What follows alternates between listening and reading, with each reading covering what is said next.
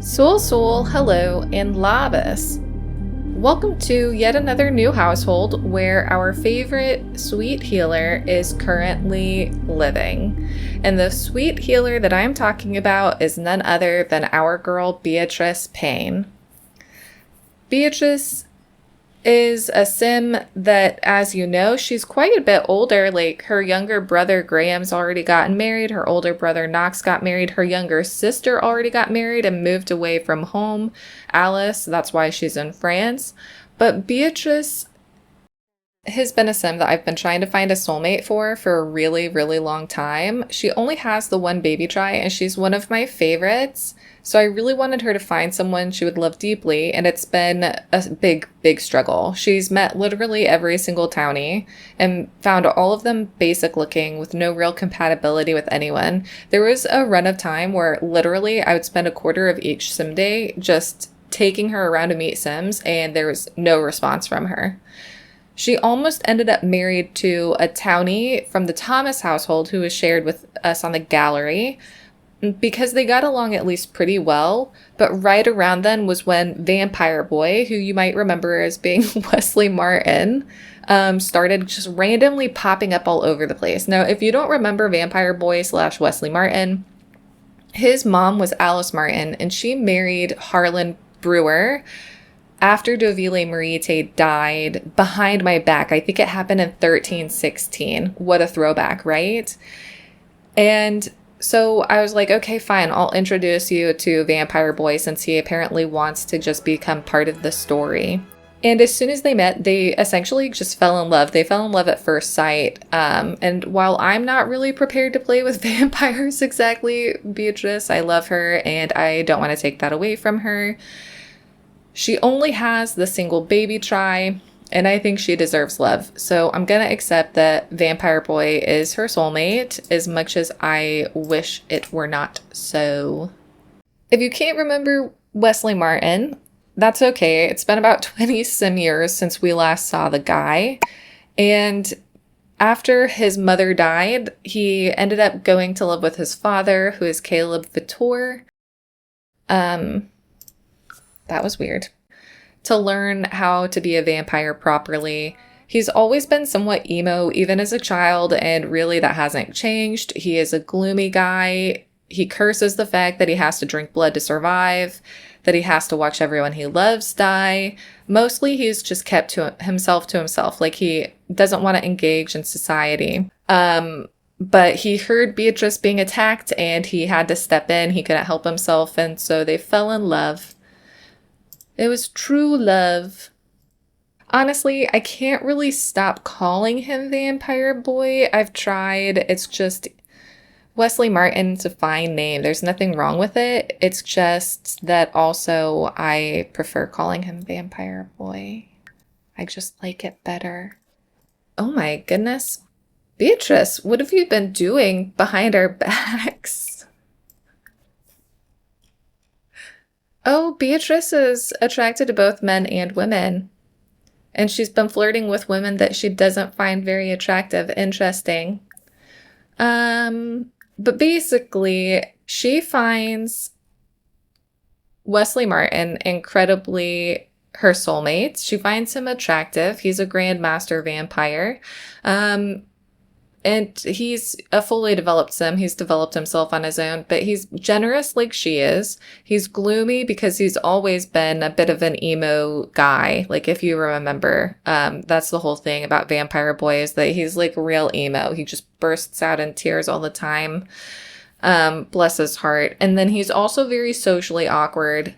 These are the traits that he came with, you know? These are the traits that he came with, but they're pretty much in love with each other. It's funny as well because not only that, but also they both randomly got the Jane Simpson One True Love aspiration. So they both have the same aspiration and both ended up being soulmates, which I think is so crazy. Now, originally, this home was supposed to be in the vampire world. Oh, should we say hi to them? Maybe. Originally, this home was supposed to be in the vampire world, but unfortunately, it would not load in. So I don't know if there's a problem with Forgotten Hollow, or if it's a problem with something about that lot in particular. But essentially, do you know everyone already, Beatrice? You are so funny. Do you know Thomas? Oh yeah, invite your neighbors in if you don't mind. I'd have Wesley do it, but he's kind of uh, not okay to go out in the sun.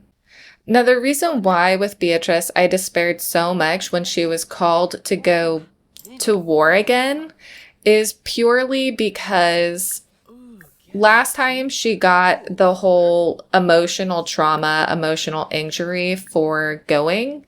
And I knew that this part of the war was even harder in terms of like the way that human beings treated each other, the bad things that were done.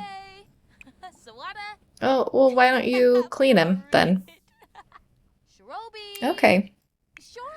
And so I knew that for somebody who was both a healer and a woman, that would have been like really, really difficult. Why did we just get pulled over here?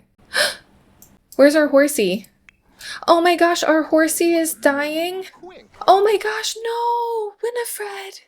No, Winifred, no. No, why? Oh, what? Why did this happen? Winifred, we've had you since Beatrice was a little kid. This is awful. Also, why is the sheep standing on your head? Sheep, get out of here.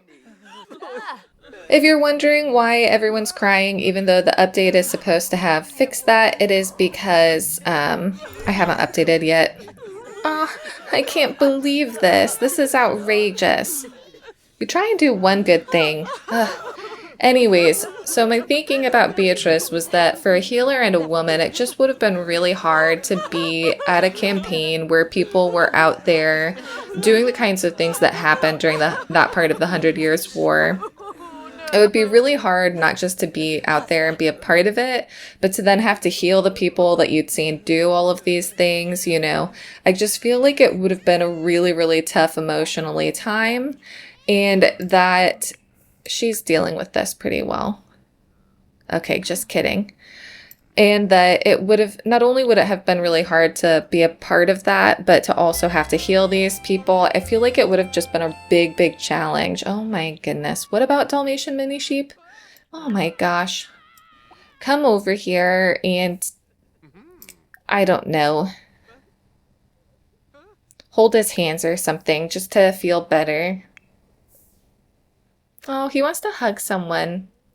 He's like a really sweet sim. I mean, I always pick on him because I think that it's funny, but he is a sweet sim. I'm not gonna lie about it. But yeah, they're together now. They're together. This is where Beatrice is living now. She's basically abandoned the war campaign. I don't think anybody really cares much that she has. I think they're just gonna let her get away with it, but yeah, sure, pal. You can like physical intimacy. Yeah, this is their little terrifying looking manor. I found a picture online of a French sort of like estate from the medieval period and kind of used that as inspiration, but also tried to make it a little bit more functional. So when I originally built it, it was supposed to be that you would see it from this side, which I think is like pretty imposing, and there's like a little hidden pathway. Also, Forgotten Hollow is a lot gloomier than Glimmerbrook is, so should have looked a bit different, but what can we do? Then when you go in, there's just this really tight little hallway of bathrooms. Then it goes straight into this big, ooh, I forgot about the ceilings. Then it goes into this big sort of like reception area, a dining room that's nothing special. And if you go upstairs, there's just another little like sitting area where you can hang out with your closest pals. There's an organ music area. And then this is sort of like Beatrice's home within this place. So she has her own little kitchen, a fireplace, and this sort of, oops, curved, I cannot get a handle on this, curved dining room. And then upstairs, she has her own sort of princess kind of a room because Wesley Martin is in love with her and he wanted that for her. He got her a nice like little study area with some books, very expensive at this time.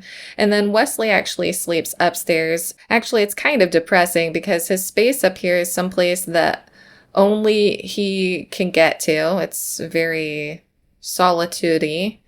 And he doesn't have anything nice. He's got like a little seating situation and a fireplace for warmth and then just the cheapest coffin. He doesn't feel like he deserves anything else. You know, part of the thing about Wesley Martin, Vampire Boy, as a whole character thing is that he is someone who like really struggles in terms of feeling like he deserves happiness. So that is where they are now. However, I imagine that for these guys, Caleb Vittor, who is Wesley Martin's father, I think probably has got several estates all over the place.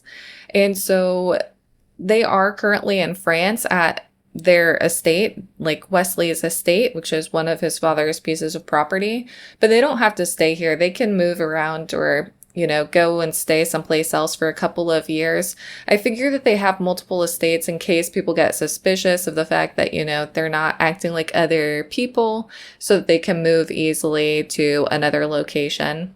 But on that note, I'm going to leave these guys here. I had to start pretty late in the day. We were actually supposed to see Chores today, but I don't think we're going to be able to, unfortunately. So maybe next time we'll see Chores, or maybe he'll just make a little appearance at the end. But yes, I will see you when we get to the main Paynes. Okay, so here we are at the main Payne household. Oh, I'd forgotten that dress is having a visual glitch lately. Dang, bummer. Looks creepy, doesn't it?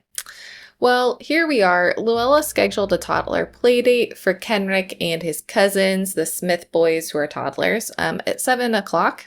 So that's exciting. They'll be over around then. I wish it was earlier, but you know how it is. Because you're hungry, you can. Other than that, oh, I guess now everybody's sad about the horse, but I guess now's a good time to kind of bring up that, well, basically, I know that last episode I was ahead of everyone.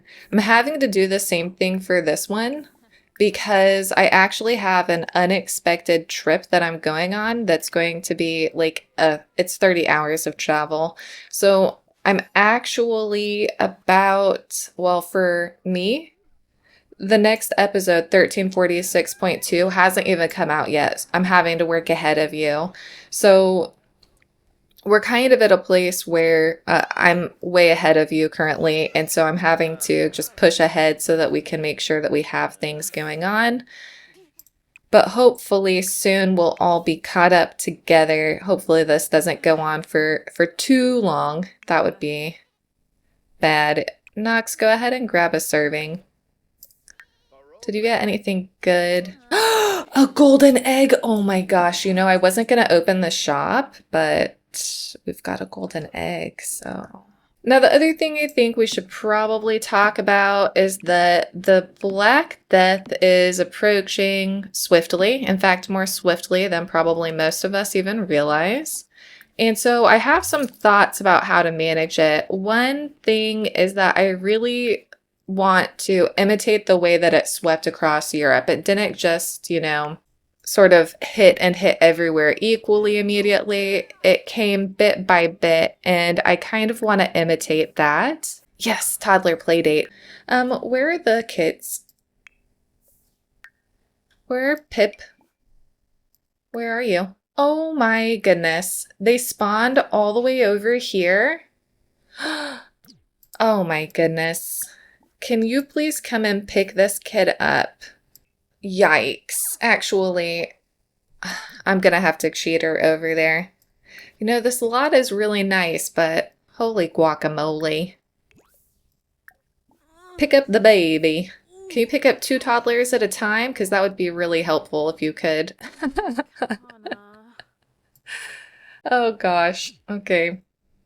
Can we teleport here holding a toddler? That's a no. That's a no. That's a no. I see it. I see it. I'm sorry, Luella. Did I cause an issue? Okay. Whoa, werewolf lady. Oh my gosh, today is not going how I imagined. Put Gip down here. Okay. Well, while the other toddler is making his way over. So the Black Death is approaching, probably much more quickly than anybody realizes. And we've got the 1 Vitality Nectar. And I'm happy to do the reincarnation thing once I get the pack, which obviously I don't have it now because I'm recording this before that pack even is released. So that we could save a second sim. But if you have any other ideas about how we might save sims that we aren't prepared to lose, feel free to leave them in the comments section below, because 50% mortality, we're going to be losing a lot of sims, I'm guessing. However, for those who pass on due to the plague, the idea I currently have that I'm thinking about doing is to do the rolls bit by bit along sort of the path that the plague traveled, just like it did in real life. Firstly, because that's easier to manage and doesn't take as much time. Secondly, because I always worry that if I do the rolls all at once, it's going to just feel a bit boring to watch. And third, I kind of like the idea of imitating how it actually went. It feels ominous to me that it just slowly spreads across the world, so I kind of like that. So of course that means that several households will get rolled for each episode, meaning that new sims are very likely to pass on each episode because of that 50% fatality, right? And I was thinking that maybe a day or two after that episode gets shown, then a poll would go up so you could vote on who out of the sims that we lost that day you would most want to save. And we would do that each episode that we lose sims. And then at the end, the sim who was selected from each of those little polls would have to face off against all of the other sims who won their own polls, which means that we would constantly be shortlisting them until the very end, at which point only one sim would be selected to be saved through the Vitality Nectar, and the other one we could try the reincarnation thing with. That obviously means there's some tough decisions ahead, and if you haven't watched the episodes like really quickly, then you might have a spoiler. You might be like at risk for a spoiler, but I don't really have another idea that's very clever about how to do it. So you'll have to let me know your thoughts and suggestions in the comment section below, and if you think that that's pretty workable or if you think that that wouldn't work out very well. So yeah, that's kind of my thoughts on the matter. But while these guys are sort of taking care of themselves, I'm gonna go ahead and actually open the live-in store. So we're starting with 9,783 simoleons, but I'm about to sell that golden egg. You know? Uh-oh, somebody's died. Oh no, Huxley! What? Oh my gosh, no! Oh my gosh, Evelyn's mom died as well. She stayed in the sun a little too long and got overheated.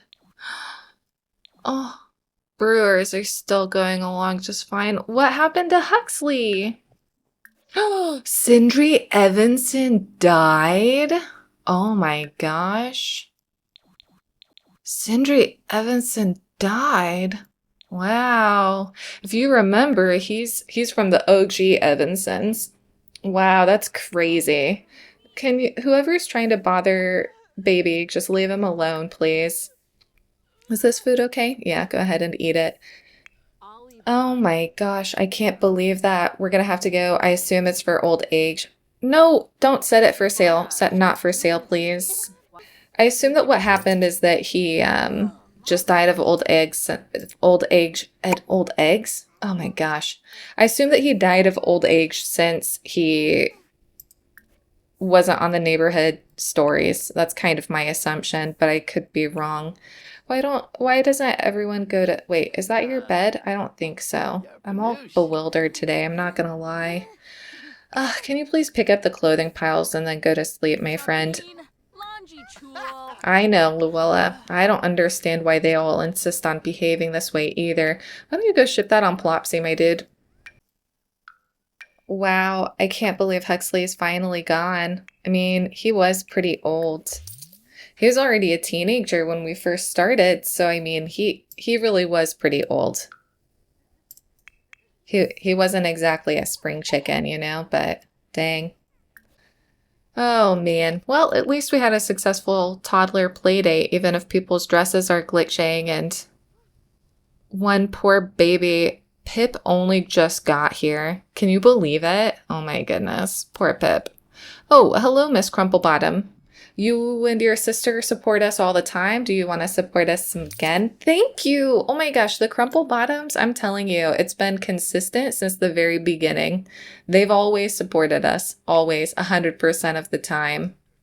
I actually don't have any historical things to talk about today. I guess something that I could tell you is that when I did the Lithuanian home risk rolls last year, not a single home was affected. It was crazy. It was the first time in a long time that nobody's had a consequence, and I was very relieved for that. The same thing did not happen this year with their rolls, so you'll see that eventually. Up and at 'em, kiddo. You can go and be on weed duty. Oh, you've got a loose tooth. Man, our plants look awful today. Dang. Seamus? Seamus. Rhiannoch? Oh, I think that's a bad sign. Something bad always happens whenever Rhiannoch shows up. Not to be superstitious, it's just a pattern that I've noticed. So today I'm going to let these guys run through. We should be going to the de Beauchamp house because it's Ingrid's birthday to a child and I'm still invested in seeing how things go for her. But I guess we'll have to wait and see if that does end up happening or not. Oh, Luella wants to have another child now too. Interesting. She has not wanted to have another child for a really long time, so I find that pretty interesting. The days really just go so quickly anymore. You know what, Harper? I've been trying to find Harper's soulmate for forever, and he's just not having it. So he might be a sim that we're just gonna have to say, you know, you're being assigned a marriage. I really don't want to do that with him because, I mean, I don't know. Harper's just such a really sweet, cool guy. Like, he's just a nice sim. I don't want him to have to. Luella is sick too. My goodness. I don't want him to have that kind of a situation. Oh, Elizabeth. Okay, I think aside from Harper doing the laundry, go ahead and finish that up, my dude. I think that's pretty much it. That's everything we wanted to do here. So, oh, I guess the only other thing is that at this point, Esmond and Heidi have received word that Alice is safe, but in France, in the countryside, and she's in the area that Henry of Grosmont is currently controlling, if you want to call it that. So she's relatively safe. They know that, but they are still upset that she's not in England, that she left without saying anything, and that they don't know when they're ever going to see her again. So at this point in time, there is no plan for them to reunite. It would be a long trip and a dangerous one for Heidi or Esmond to try and take on their own. So they might try and ask Henry of Grosmont to help them get over there, but there isn't a plan to do that just yet. But on that note, I'm going to go ahead and head to the next household for the next birthday, and I will see you when we get there. Okay, so here we are at the de Beauchamp household because it is one little Miss Edith's birthday. Edith? There she comes. Yay, Edith. Wait, Edith? Ingrid. Oh my gosh. Edith. Yes, it's Ingrid's birthday. Oh. So happy birthday, Ingrid. She is a geek. Maybe I'm going to interpret this as her being more interested. I know that technically, according to Morbid's rules, this is a trait that you can't actually have at this point in time, but I'm going to interpret this as her being interested in intellectual pursuits rather than it being truly how geek is interpreted according to the game. And so for her aspiration, it only makes sense to give her the mental one. Oh, I can't believe I called her Edith. That's so funny. So let's go ahead and do her rolls and see. Please let her make it. I can't not know. I cannot not know. Okay, Edith. Ingrid, oh my gosh. She looks like her mommy. Oh, you are so pretty.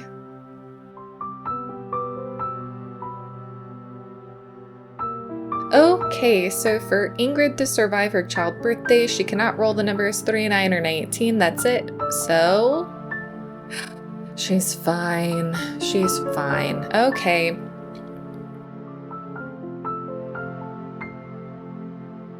Is it just me, or is she not like immediately living up to her little nerd brain situation? Yeah, Elena, you can like fitness. Now, in terms of what's happening with these guys, Elena's just waiting for Adam to get back, and then possibly they'll move to their own little cabin together. Everard FitzRoy aged up to a toddler yesterday. He was successful with his roles. And Thomas de Beauchamp is not going to remarry. What I discovered when Edith moved in is actually that he's not interested in female Sims at all. And so he would not remarry anyways. He went like most of his life without remarrying or marrying in the first place. And while there was a lot of pressure to have a male heir, some people who lived at this time just didn't have male children. Henry of Grosmont will only have 2 daughters, in fact. And why did that just pop up? Yeah, Henry of Grosmont will only have 2 daughters. He won't ever have a male heir, so that's just kind of the way it goes sometimes. But I think that I'm going to leave these guys here and head on over to the next household. So I will see you when we get there. It is the other side of Adam's family, so we will go and see them. I've just realized that I never did the taxes at the Paynes. Whoopsies. Here we are at the FitzRoys. It's been a while since we've been here, but this is, as you probably remember, Adam's wife that he's been terribly unfaithful to. And his 2 children. His 2 younger children. Do not do that are legitimate. Who are we again? Oh yeah, Gregory and Blanche. Gregory and Blanche, can you please... Oh, sorry, Marisol. That was my bad. I was going to say, can you please not make a mess? But Marisol, it is your birthday to an adult, so happy birthday, my friend. Happy birthday. Man, isn't this outfit so nice? I actually really like the way it looks. I like the colors of it and everything, but there she goes. Wow, she gained a bit of weight. Good for you. Good for you. Oh, Bluenif. Adam Jr. is off at war with his dad. And these guys, wow, they have 22 days. Is that right? Did I accidentally turn aging off? No, I didn't. Wow. That's a long time. Let us have you make some dinner, and then we'll see how things go. Go ahead and scatter some feed and collect eggs. I know it should be Alexander Brewer doing this, but I'm not planning on bringing him over here right now. We won't be here for that long, just long enough to figure out what Marisol's deal is. Yeah, sure. The game's running a bit weird, I won't lie, ever since that last app update that I haven't updated to. Things seem a bit bizarre. Okay, Marisol, let's see how your rolls go. For Marisol to survive her adult birthday, she cannot roll the numbers 3, 6, 11, 13, or 18, so... Marisol's gonna get it? Oh no, I hate that. Oh my gosh. Oh my gosh. Unless the plague gets her first. That's what I'm saying. Oh, man. That's unfortunate. Wow, so Marisol has failed. She's failed her rolls. I can't believe it, actually. It's really shocking. She's actually not the first sim to fail their roll today. It's just that you won't have seen it yet. But dang. Oh, today's new skill day. No. We should have been at the Paynes. But on that note, I'm actually going to leave these guys here. I need to do the taxes for the Paynes, and then also there's another big event happening today, so I want to be there for that. So I'll see you when we get to the next household. Every time I load into the Payne household, Luella is at the bar, polishing it. She loves polishing the bar. Go ahead and collect the eggs if you don't mind. Is our shop still open? We should probably leave it closed. Yes! Oh my gosh, new skill day is easily my favorite day out of the entire game. I just love having skilled sims, you know? I can't help it. I just love having skilled sims, and so every time it's new skill day, I think it's the best thing ever. We are waiting at the moment on a pop-up for labor that I know is coming today. I hope I haven't pushed this family too far. I really don't want anything bad to happen to them. Oh dear. Huxley, what happened to you? Doesn't tell us from MC Command Center. Okay, so we started the sale yesterday with 9,783 simoleons. We've currently got 17,021, which means that we made a profit of 7,238, but we also owe 2,896 simoleons in taxes, which means that we will be left with 14,125 simoleons. So actually, we are on the up and up. We're doing pretty okay all in all. It's just taking a little bit of time to improve our finances. Would you please fill those in bottles, and then you can go to the bathroom over here maybe. And I think Esmond can go to the bathroom over there. Did you, my young friend? No, not yet. Well, okie dokie. I'm pretty sure we're going to get a pop-up pretty soon, so I guess I could just go. Like, it's possible for me to just go. Maybe I'll set these things out for sale. But yeah, we're slowly making some money back. It's taking some time, I won't lie, but it's happening. Heidi, what are you wearing? I don't know what Heidi has been up to, but she is wearing the wrong outfit. But I'm going to leave these guys here and head to the household that I know is having a baby today. So I'll see you when we get there.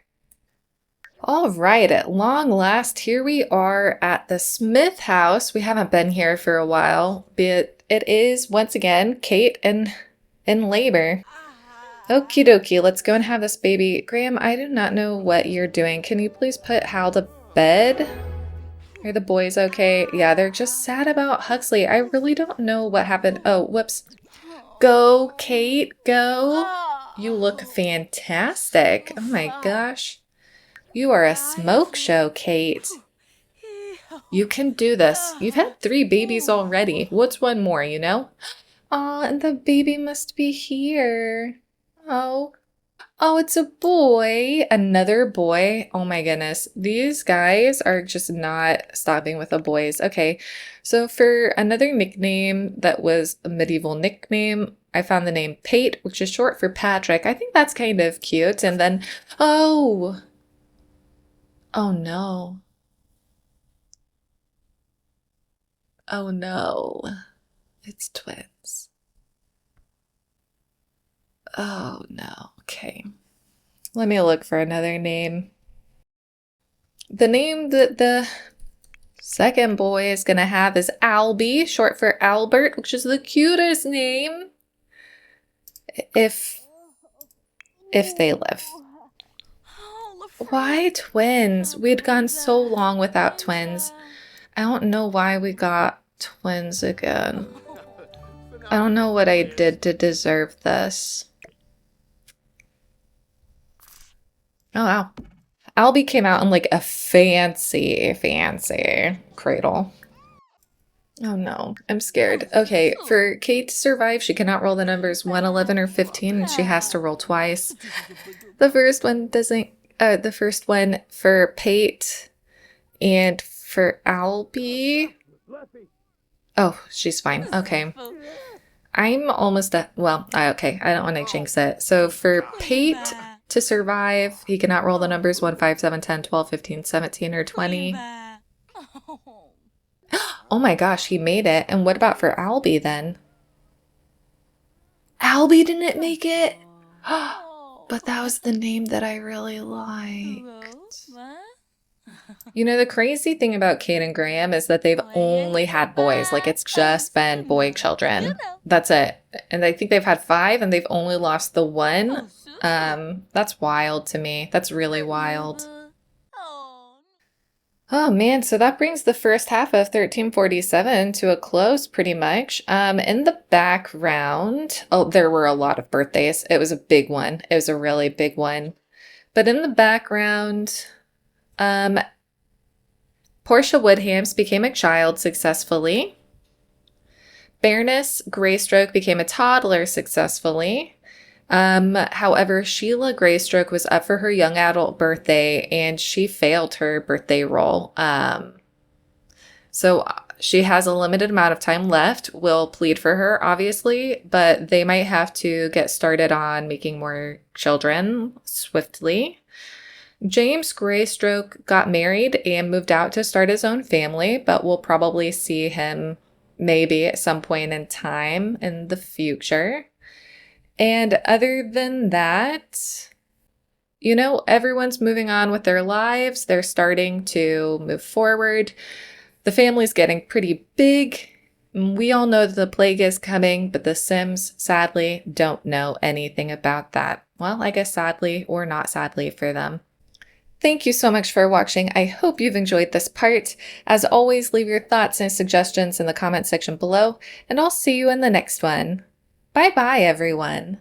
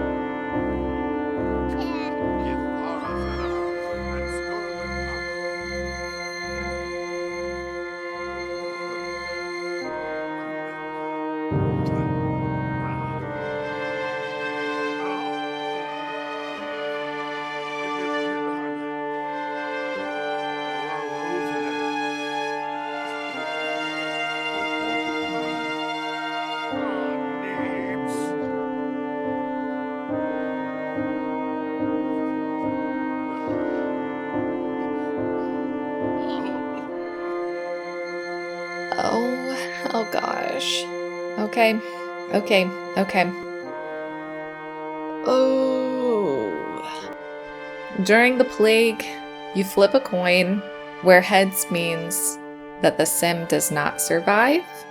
So for Seamus first.